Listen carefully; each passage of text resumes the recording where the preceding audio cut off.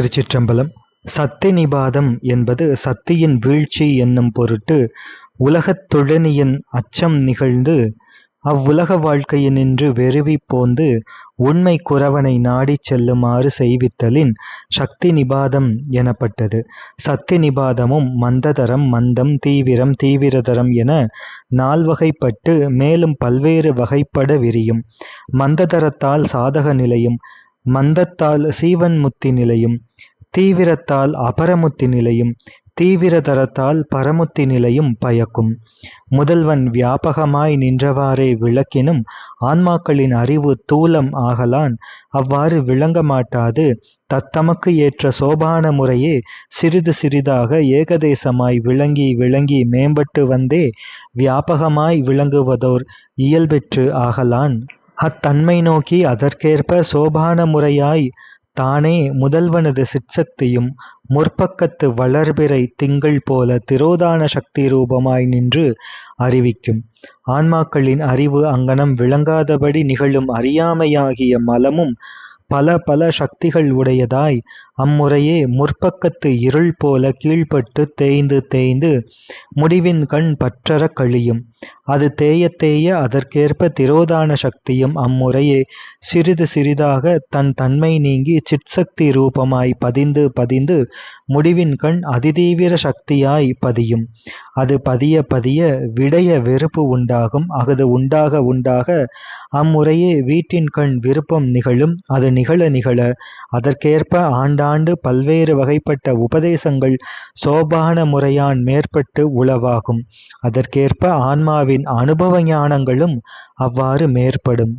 இவ்வாறு பக்குவம் பார்த்து உள்நின்று உணர்த்திய பரம்பொருளே குருவடிவாய் எழுந்தருளி வந்து சிவதீக்கை செய்து உபதேச முகத்தானும் நூன் முகத்தானும் அனுபவ முகத்தானும் உணரும்படி செய்வன்.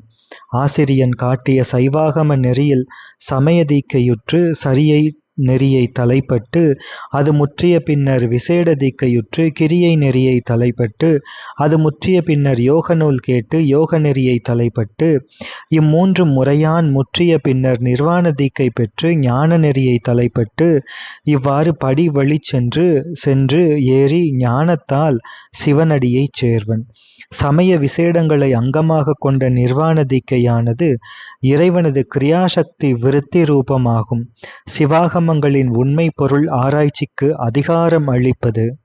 அத்துவ சுத்தியின் வாயிலாக அதுவாக்களின் நிரம்பி கிடந்த சஞ்சித கன்மங்களை வருத்த வித்து போல ஆக்குவது. அதனானே ஆன்மாவை ஞானத்திற்கு உரியன் ஆக்குவது. ஞானமாவது புறத்தொழில் அகத்தொழில் இரண்டுமின்றி அறிவுத் தொழிலின் மாத்திரையானே அம்மூன்று திருமேனிக்கும் மேலாய் அகண்டாகார நித்த வியாபக சச்சிதானந்த பிழம்பாய் நிறைந்து நின்ற சிவபிரானிடத்தில் செய்யும் வழிபாடு ஆகும். ஞானமும் சரியை, கிரியை, யோகம், ஞானம் என 4 வகைப்படும்.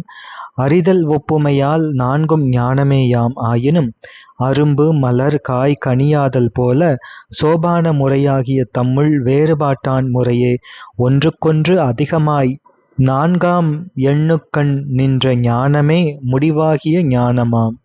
இந்நான்கினும் அறிவு நுணுகி வர வர அறியாமையாகிய மலமும் அம்முறையே தேய்ந்து தேய்ந்து வரும். இவற்றின் பயனாகிய சாலோக முதலிய 4ம் முத்தியே. ஆயினும் ஒன்றற்கொன்று ஏற்றமாய் இறுதிக்கண் நின்ற சாயுச்சியம் ஒன்றே முடிவாகிய முத்தியாகும்.